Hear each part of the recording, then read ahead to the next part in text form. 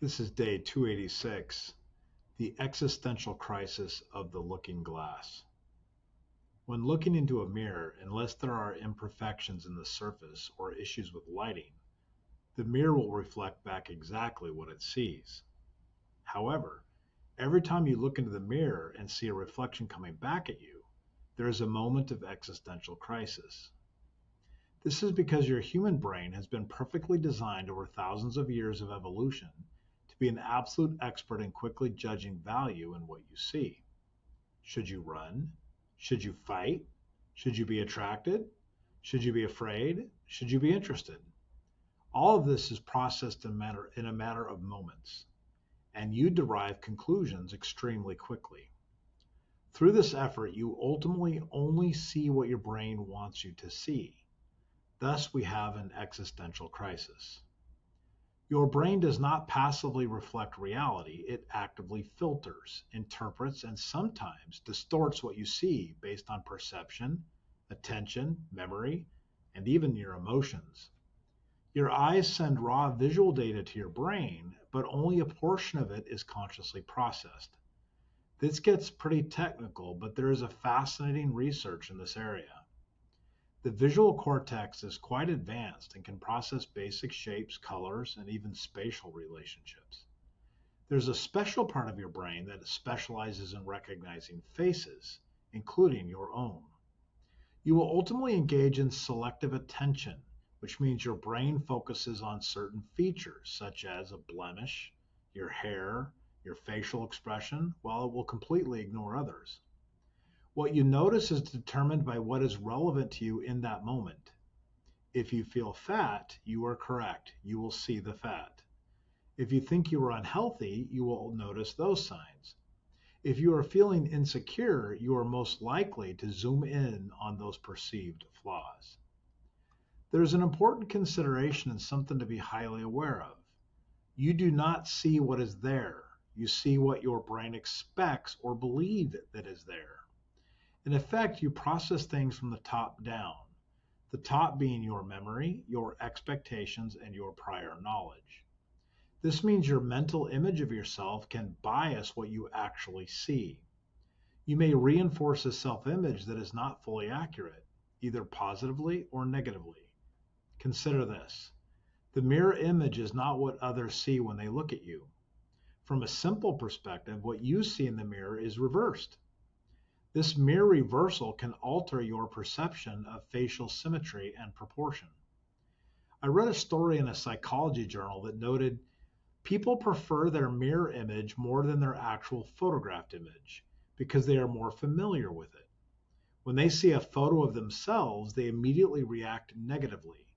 Others, however, prefer your real image because that is what they always see.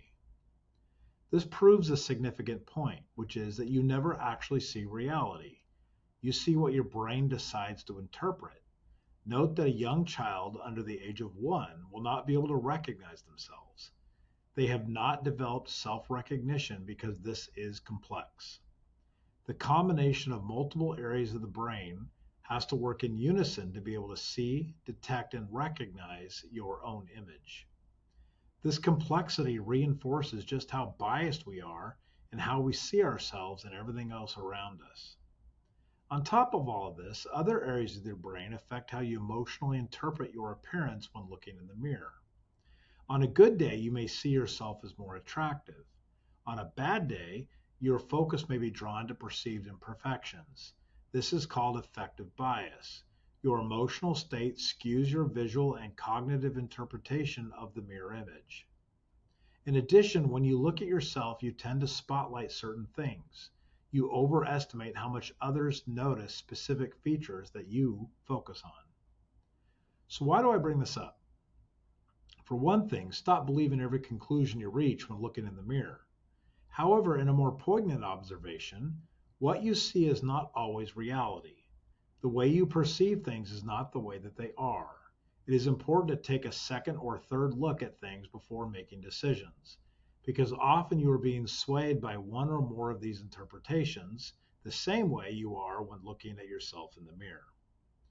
If looking at ourselves through the looking glass is so highly subjective and impacted by our current emotions or our bias, then how much more influenced are we when reading or watching the news, or simply just looking at faces in a crowd?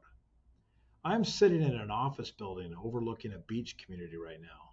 What do I see? I see happy families walking to the beach together, laughing and having fun. Another person might see this couple on a bench over here across the street having an argument. Another might see the painting contractor that is loading his gear up after finishing his job. The ultimate point, I suppose, is that we see what we want to see.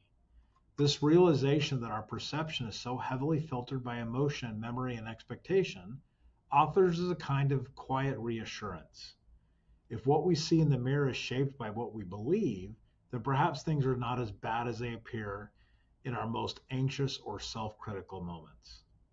The blemish we obsess over, the flaw we cannot ignore, the problem we think is insurmountable, these may be all exaggerations born, well, from within.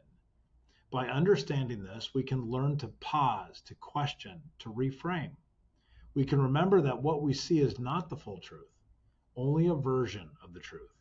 Sometimes, stepping back from the mirror, whether literal or metaphorical, is all it takes to recognize that life is not as bleak or broken as it might first appear.